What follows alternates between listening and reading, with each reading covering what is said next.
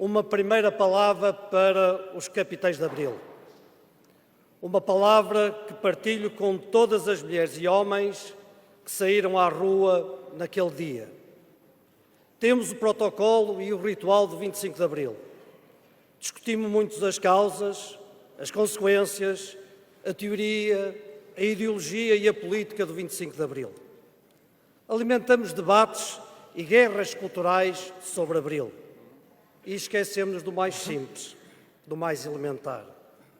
Se o 25 de Abril tivesse falhado, o regime teria sobrevivido. Pior, mas teria sobrevivido. Os portugueses teriam sobrevivido. Pior, muito pior, mas teriam sobrevivido. Este país teria um amanhã. Pior, certamente pior. Se o 25 de Abril tivesse falhado, os únicos que não teriam um amanhã seriam estes homens. E sabiam-no. Todos o sabiam. E mesmo assim fizeram-no. E a maior parte deles voltou a fazê-lo no dia 25 de novembro. Era mais fácil não sair à rua, ter um pretexto ou inventar uma desculpa. Era mais fácil optar pela neutralidade ou permanecer a meio do caminho. Nenhum deles seria julgado por ficar. Todos seriam julgados por fazer. Esta é a definição de coragem. E coragem física, concreta, real. Porque os discursos como este fazem-se de palavras e simpáticas intenções. Mas a história faz-se de coragem e de ações.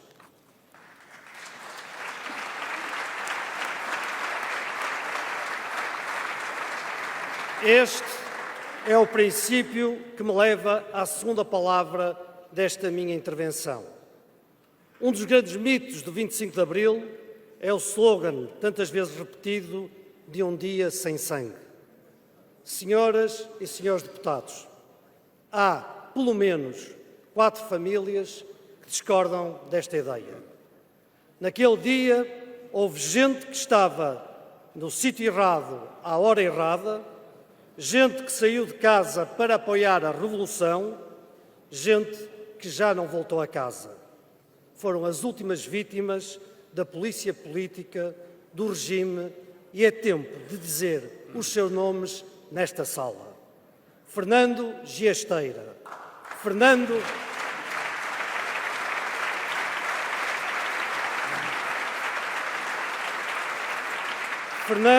Barreiros dos Reis,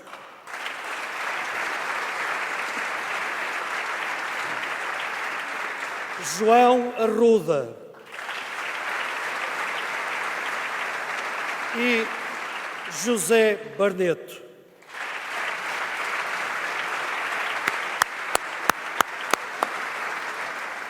E não basta dizer os seus nomes, é preciso expressar a nossa gratidão. Esta semana tomei a iniciativa de convidar as famílias para, pela primeira vez, estarem nesta sessão solene.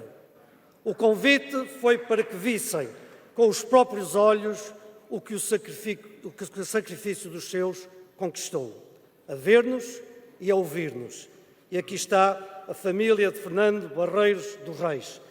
Peço, por isso,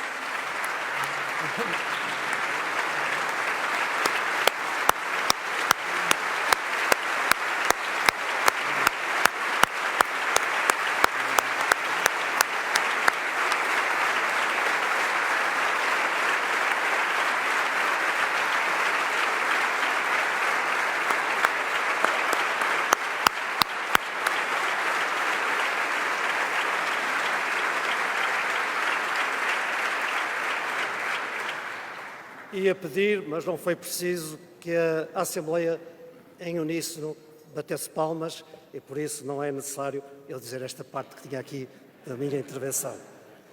Senhoras e senhores deputados, liberdade de expressão, liberdade de imprensa, liberdade de associação, democracia, saúde, educação, justiça, habitação, separação de poderes, desenvolvimento, repetindo o lugar comum, conquistas de Abril. Princípios consagrados como direitos concretos, direitos até constitucionais. Mas há outros princípios que Abril nos trouxe e que raramente valorizamos. Princípios que devem também ser considerados como direitos e que o poder político até tem dificuldade em gerir.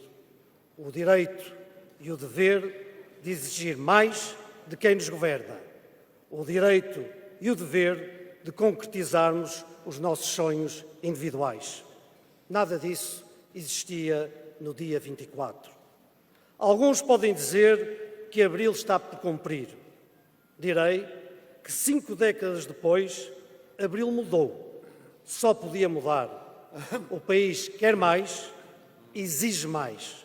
Mais saúde, mais educação, mais justiça, mais habitação, mais desenvolvimento. E o país tem razão. Continuamos a querer concretizar os nossos sonhos. Temos mais sonhos e temos sonhos maiores.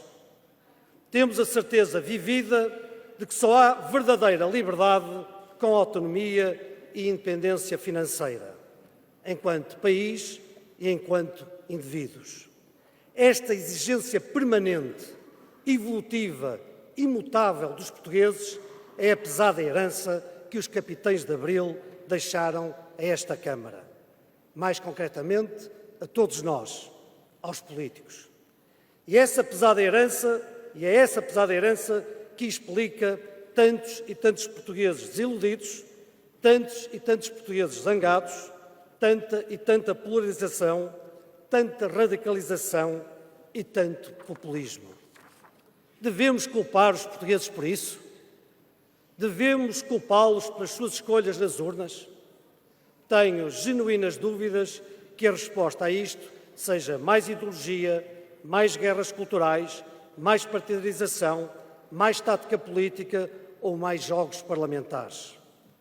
A desilusão de uns resolve-se com boa governação. A polarização de outros resolve-se com soluções, com ações concretas e não com palavras e discursos mais ou menos inflamados. E notem a expressão que propositadamente usei, resolver, não disse combater. A casa da democracia não é um castelo fechado em si mesmo, protegido atrás de grades que, por conforto ou segurança, simbolicamente fomos deixando ficar. A casa da democracia não pode servir para defender o regime. Isso era outra, a dita Assembleia Nacional. E muito menos a casa da democracia serve para defender a democracia. Serve, sim, para construir a democracia todos os dias, com mais políticas que política, com mais coragem que jogos ou preocupações com a popularidade. A diferença entre defender e construir é a diferença entre 24 e 25 de Abril.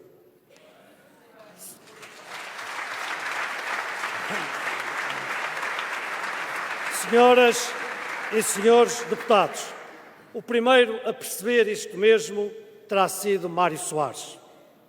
Soares, essa personalidade quase tão polémica quanto marcante, foi a personificação maior de um espírito de bom senso e sabedoria que hoje em política chamamos de moderação. O homem que combateu o Partido Comunista Português nas ruas foi o mesmo que não permitiu a sua ilegalização. O homem que amnistiou Otelo foi o mesmo que trouxe Spínola para junto de si. O que alguns podem chamar de contradições ideológicas e políticas, ele chamaria reconciliação. De respeito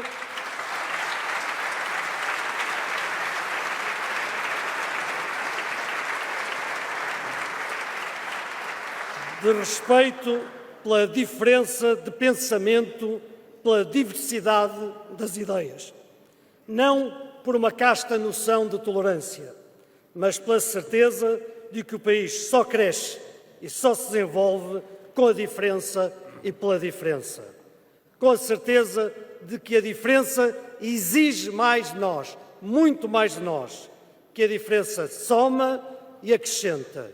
Isso é sabedoria, isso é bom senso. Como português, cidadão e eleitor, só posso esperar o mesmo para esta casa. O respeito pela diferença, de que a composição desta Assembleia é hoje exemplo, fruto da afirmação livre da vontade popular.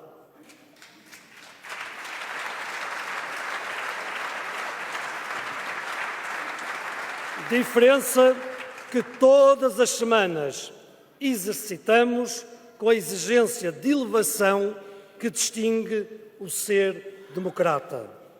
Sim, senhoras e senhores deputados, eu ainda sou do tempo em que tínhamos parlamentares aparentemente muito educados, formalmente muito respeitadores da dignidade das instituições, que pensavam todos da mesma forma, que concordavam uns com os outros e que diziam as mesmas coisas.